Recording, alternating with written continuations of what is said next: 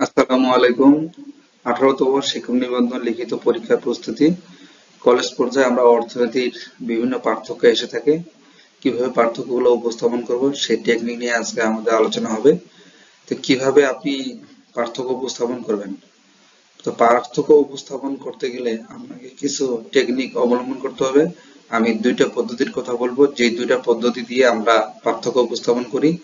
তো দুইটা দুইটা পদ্ধতির মধ্যে কোন পদ্ধতিটা সবচেয়ে বেশি গ্রহণযোগ্য, একজন পরীক্ষক খুব ভালো করে খাতা যদি মূল্যায়ন করেন বা কিভাবে ওনার কাছ থেকে বেশি নাম্বার আপনারা নিতে পারবেন, সেই টেকনিক নিয়ে আজকে আমি আলোচনা করব। তো যাক, আমরা একটা পদ্ধতি আগে আলোচনা করব, যে পদ্ধতিটা আমরা অনেকেই লিখে থাকি, এবং কোন পদ্ধতি দিয়ে লিখলে আমরা বেশি নম্বর খুব তাড়াতাড়ি ক্যারি করতে পারবো সেটা নিয়ে আলোচনা করব। যাক, আমরা স্ক্রিনে দেখতে পাচ্ছি যে স্থিতিস্থাপক চাহিদা এবং অস্থিতিস্থাপক চাহিদার মধ্যে পার্থক্য লিখো। এইটা যদি প্রশ্ন আসে, হ্যাঁ, আমরা কিভাবে উপস্থাপন করব, যেটি আমি বলবো 18তম শিক্ষক নিবন্ধনের জন্য খুবই গুরুত্বপূর্ণ। আমরা দেখতে পাচ্ছি স্ক্রিনে যে আমরা প্রথমে লিখবো স্থিতিস্থাপক চাহিদা এবং অস্থিতিস্থাপক চাহিদার মধ্যে প্রধান প্রধান পার্থক্যগুলো নিম্নে উল্লেখ করা হলো। তাহলে আমরা প্রথমেই দেখতেছি যে সংজ্ঞাগত পার্থক্য। সংজ্ঞাগত পার্থক্যতে আমাদের বলা আছে যে দামের পরিবর্তনের হার অপেক্ষা চাহিদার পরিমাণের পরিবর্তনের হার অধিক হলে এদের অনুপাতকে স্থিতিস্থাপক চাহিদা বলে। 2 নম্বর আমরা বলবো দামের পরিবর্তনের হার অপেক্ষা চাহিদার পরিমাণের পরিবর্তনের হার কম হলে এদের অনুপাতকে অস্থিতিস্থাপক চাহিদা বলে। 2 নম্বরে বলছি স্থিতিস্থাপকতার পার্থক্য কি। তাহলে স্থিতিস্থাপকতার পার্থক্য যদি দেখি, তাহলে স্থিতিস্থাপক চাহিদার মান একের অধিক কিন্তু অসীমের চেয়ে কম, অর্থাৎ আমরা বলবো 1 less than ED less than infinitive. অন্যদিকে অস্থিতিস্থাপক চাহিদার মান 0 থেকে 1 এর মধ্যে, 0 less than ED less than 1, শূন্যের চেয়ে বেশি কিন্তু 1 এর চেয়ে কম। 3 নম্বর আমরা বলবো তালিকাগত পার্থক্য। স্থিতিস্থাপক চাহিদার ক্ষেত্রে আমরা যদি দেখি যে তালিকাটা হবে এরকম, এদিকে আমরা দাম লিখবো আর এদিকে আমরা চাহিদার পরিমাণ লিখবো। এখানে 10 লিখবো, এখানে 9, তাহলে পরিবর্তন হবে কত, 10%। এখানে বললো চাহিদার পরিমাণ 100, এখানে 120, তাহলে আমরা চাহিদার পরিবর্তন আমরা দেখতে পাচ্ছি কত হবে, 20%, 20%। এরপরে আমরা দেখবো অন্যদিকে আমরা দেখবো স্থিতিস্থাপক চাহিদার তালিকা কেমন হয়। আমরা দেখতে পাচ্ছি যে একদিকে আমরা দাম দেখাইছি পূর্বের মতোই, চাহিদার পরিমাণ আমরা কি দেখাচ্ছি, এখানে 10 আর 9, এখানে 10%, এখানে কত আমাদের 5%। তাহলে এই 10% থেকে 20% যখন আমরা বলছিলাম অস্থিতিস্থাপক চাহিদা, তাহলে এখানে 10-এর থেকে যখন বেশি হবে এটা, তখন আমরা বলছি স্থিতিস্থাপক চাহিদা। আর এখানে আমরা বলবো যে 10% থেকে যদি এইটা কম হয়, অর্থাৎ চাহিদার পরিমাণের পরিবর্তন যদি কম হয় দামের তুলনায়, তাহলে আমরা বলবো অস্থিতিস্থাপক চাহিদা। আমরা মোট ব্যয়ের পার্থক্য দেখবো যে প্রথম স্থিতিস্থাপক চাহিদার ক্ষেত্রে দেখতেছি, এক্ষেত্রে দ্রব্যের দাম বৃদ্ধি পেলে মোট ব্যয় হ্রাস পায় এবং দাম হ্রাস পেলে মোট ব্যয় বৃদ্ধি পায়। আর অস্থিতিস্থাপক চাহিদার ক্ষেত্রে আমরা দেখবো এখানে দাম বৃদ্ধি পেলে মোট ব্যয় বৃদ্ধি পায় এবং দাম হ্রাস পেলে মোট ব্যয় হ্রাস পায়। রেখাচিত্রে যদি আমরা পার্থক্য দেখি, প্রথমে আমরা স্থিতিস্থাপক চাহিদার ক্ষেত্রে দেখবো, তারপরে আমরা অস্থিতিস্থাপক চাহিদার ক্ষেত্রে দেখবো। তাহলে স্থিতিস্থাপক চাহিদার ক্ষেত্রে দামটা কেমন হবে, এইটা আপনারা আঁকবেন সুন্দর করে, যতটা সুন্দর করে আঁকানো যায়। আর অবশ্যই পেন্সিল ব্যবহার করবেন।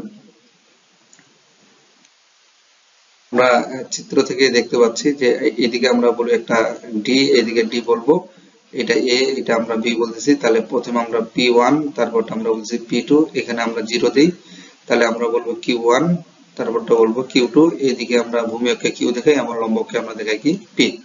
তাহলে এটা হবে মূলত একটু ভূমির দিকে হেলে যাবে এই স্থিতিস্থাপক চাহিদার ক্ষেত্রে, এবং অস্থিতিস্থাপক চাহিদার ক্ষেত্রে যদি আমরা দেখি, তাহলে এটা অনেকটাই হবে কি খাড়া। আমরা স্কেল দিয়ে আঁকানোর চেষ্টা করব। আমার যেহেতু এখানে হাত দিয়ে আঁকাচ্ছি, তাই আমার রেখাটা একটু বাঁকা হলো। আপনারা স্কেল দিয়ে যখন আঁকাবেন তখন অনেকটা সুন্দর হবে আপনাদের, আশা করি আমি।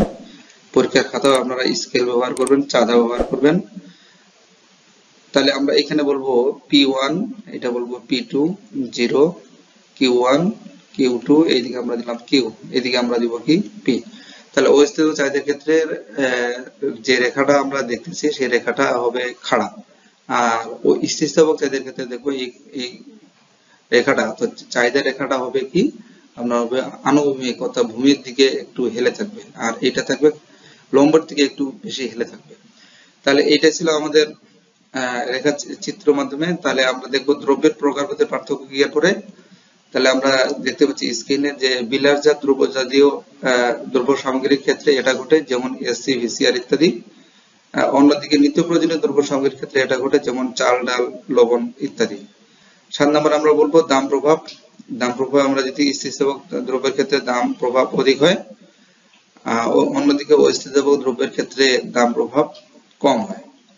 8 নম্বরে আমরা দেখতে পাচ্ছি নিকটতম পরিবর্তক দ্রব্য এর ক্ষেত্রে যে পার্থক্যগুলো, সেটা হচ্ছে কোন দ্রব্যের নিকট দ্রব্য পরিবর্তক দ্রব্য সহজলভ্য হলে এদের চাহিদার স্থিতিস্থাপক হয়, আর অন্যদিকে নিকট দ্রব্য সহজলভ্য না হলে চাহিদা কি হবে, অস্থিতিস্থাপক হয়। আপনারা অনেকেই আপনারা এইভাবে পার্থক্যগুলো নির্দেশ করেন। এইভাবে পার্থক্য নির্দেশ করলে একটা সমস্যা আছে, তো এই ধরনের পার্থক্য উপস্থাপন না করে আমরা আরেকটা পদ্ধতি পার্থক্য উপস্থাপন করার চেষ্টা করব। আমার কাছে ওইটা বেশি অধিক গ্রহণযোগ্য মনে হয়। কেন গ্রহণযোগ্য মনে হয়, আপনারা পুরো ভিডিওটা দেখবেন, তাহলে আপনারা বুঝতে পারবেন। তাহলে আমরা দেখতে পাচ্ছি যে স্থিতিস্থাপক চাহিদা এবং অস্থিতিস্থাপক চাহিদার মধ্যে পার্থক্যগুলো এইভাবে দেওয়া আছে। আমরা 3টা কলাম করে নিছি। প্রথমটাতে আমরা বলবো পার্থক্যের বিষয়ে, তারপর আমরা দেখাচ্ছি স্থিতিস্থাপক চাহিদা, তারপর আমরা দেখাচ্ছি অস্থিতিস্থাপক চাহিদা। তাহলে আমরা এখানে যেমন 3টা পার্থক্য দেওয়া আছে, আমরা পরের স্লাইডে আবার গেলাম, গিয়ে দেখতেছি এখানে যে আমরা 8টা পার্থক্যের বিষয়ে আমরা দেখাচ্ছিলাম, সেই 8টা পার্থক্যের বিষয়ে আমরা এভাবে দেখাচ্ছি। আপনারা সবগুলো পার্থক্য আপনারা এক পেজে দেওয়ার চেষ্টা করবেন, যেন পেজটা ভালো হয়, দেখতে সুন্দর হয়। আপনারা ওই পেজটা শুরু থেকেই দেখানোর চেষ্টা করবেন। আর যদি এক পেজের মধ্যে না উপস্থাপন করার সুযোগ হয়, তাহলে আপনারা কি করবেন, আপনারা প্রথম একটা খাতা যদি আপনারা খুলেন, তাহলে প্রথম পাতাটা থেকে দ্বিতীয় পাতাটা যাবেন, অর্থাৎ বাম পাতাটাতে আপনারা লেখা শুরু করবেন, ডান পাতায় গিয়ে যেন শেষ হয়, এরকম করে আপনারা পার্থক্যগুলো উপস্থাপন করবেন, তাহলে দেখতে অনেক সুন্দর লাগবে। কিভাবে একজন পরীক্ষক আপনার খাতাটা মূল্যায়ন করবেন সেটা বিষয়ে একটু আমি আপনার সাথে আলোচনা করব, যে পার্থক্যগুলো আপনারা কিভাবে উপস্থাপন করবেন, কিভাবে উপস্থাপন করলে নম্বরটা আপনারা বেশি হবেন, সেটা আমরা স্ক্রিনে আপনারা দেখতে পাচ্ছেন যে আমরা 2 ধরনের পদ্ধতির মাধ্যমে আমরা পার্থক্যগুলো উপস্থাপন করার চেষ্টা করেছি। সেখানে আমি দেখতে পাচ্ছি যে স্থিতিস্থাপক চাহিদা এবং অস্থিতিস্থাপক চাহিদার মধ্যে পার্থক্য লেখো কি, এইটা একটা প্রসেস, এইটা একটা প্রসেস। তাহলে এটা আমরা বলি, এমনি রেগুলার যেটা আছে সেটা আমরা বলি, এটা আমরা বলি যে ছকের মাধ্যমে কিভাবে উপস্থাপন করা হয় পার্থক্যগুলো। আমরা কোনটা লিখবো, কোনটা লিখলে আমরা একজন পরীক্ষার্থীর কাছ থেকে বেশি নম্বর প্রত্যাশা করতে পারি, সেটা আমরা কিভাবে উপস্থাপন করব। দেখেন আপনারা প্রথম পার্থক্যটা দেওয়া আছে, 1 নম্বর সংখ্যাগত পার্থক্য।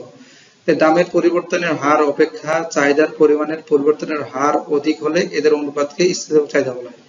তাহলে এই পরের লাইনটাতে দেখেন, আবার গোটাটাই পড়তে হবে, দামের পরিবর্তনের হার অপেক্ষা চাহিদার পরিমাণের পরিবর্তনের হার কম হলে এদের অনুপাতকে অস্থিতিস্থাপক চাহিদা বলে। এই বিষয়টাই যখন আমরা এখানে উপস্থাপন করতেছি, দেখেন, তাহলে আমরা প্রথমে বলবো সংখ্যাগত পার্থক্য। সেখানে আমরা এই পুরো সংখ্যাটা দেওয়া আছে। তাহলে এই সংখ্যাটাতে যখন একজন পরীক্ষক যখন দেখবেন, মূল্যায়ন করবেন, তিনি কিন্তু খুব সহজেই এই লাইনের পর এই লাইনটা কেমন হবে, উনার কিন্তু চোখটা চোখ দিয়ে উনি যখন মূল্যায়ন করবেন, তখন কিন্তু উনি এই পার্থক্যটা কোন কোন জায়গায় আছে আমরা কিন্তু দেখতে পাচ্ছি যে পার্থক্যটা এখানে আছে। ওইখানেও পরীক্ষকও কিন্তু এই 2টা পার্থক্য ওনার পরিলক্ষিত হবে। তাহলে 2 নম্বরটা দেখুন, এখানে স্থিতিস্থাপক চাহিদার মান এটা দেওয়া আছে, এটা দেওয়া আছে।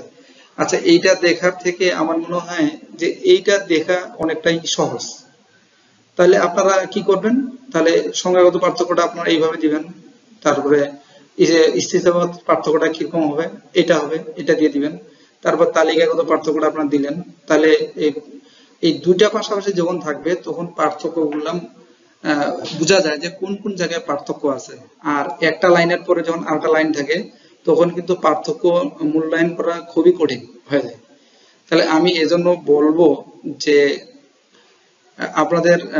আমি বলবো এই কথাটাই, যে আপনারা পার্থক্যগুলো উপস্থাপন করবেন এইভাবে।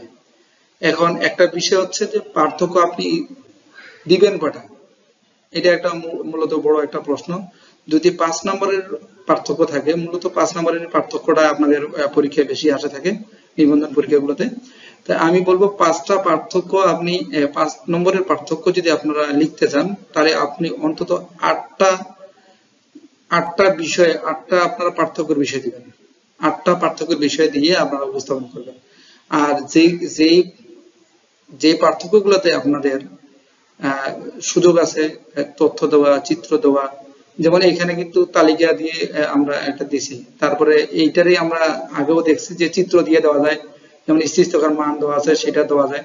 তো সুতরাং বলবো আমি যে আপনারা যদি অবশ্যই এই পার্থক্যগুলোতে তথ্য, চিত্র, বিভিন্ন মান দিয়ে যদি আপনারা প্রকাশ করতে পারেন, তাহলে এই ধরনের চিত্রগুলো আপনারা বেশি করে লিখবেন, বেশি করে এই পার্থক্যগুলো বেশি করে ভালো করে লিখবেন, তাহলে মনে হয় আপনি সর্বোচ্চ মার্কস ক্যারি করতে পারেন। আমি এমনও দেখেছি যে এই ধরনের যারা পার্থক্য লিখে তারা 5-এ 5 পাওয়ার একটা সম্ভাবনা আছে। আর যারা সহজ পার্থক্যগুলো লিখে, যেমন আমি যদি বলি ব্যষ্টিক অর্থনীতি, সামষ্টিক অর্থনীতি পার্থক্য লিখুন, তাহলে কিন্তু আপনার খুব সহজেই আপনি লিখে আসতে পারবেন, কিন্তু ওইটাতে আপনার নাম্বার পাওয়ার কিন্তু আপনার জন্য কঠিন আছে, খুব ভালো নাম্বার পাওয়ার।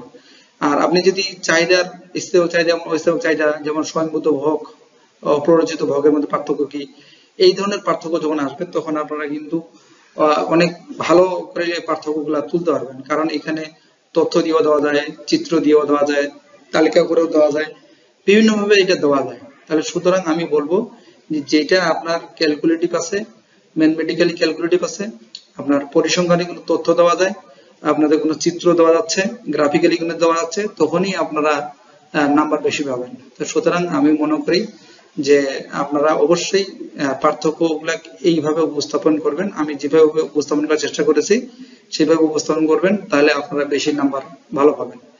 তো যাক, আমরা এতক্ষণ ধরে আপনারা আমার ধৈর্য সহকারে বক্তব্য শুনছেন, সবাইকে অসংখ্য ধন্যবাদ জানাচ্ছি। যারা আমার চ্যানেলটি এখনো সাবস্ক্রাইব করেননি, সাবস্ক্রাইব করবেন, সাথে লাইক, শেয়ার, কমেন্ট করবেন। আপনাদের কমেন্ট পেলে আমি খুব উৎসাহী হই। আশা করি আপনাদের যে কোনো সমস্যার জন্য আমি আপনাদের কমেন্টগুলো আমি রিপ্লাই দেওয়ার চেষ্টা করব। সবাইকে আমার শুভেচ্ছা এবং সবাইকে ধন্যবাদ জানিয়ে আজকে আমি আমার ক্লাস এখানে শেষ করলাম। আসসালামু আলাইকুম।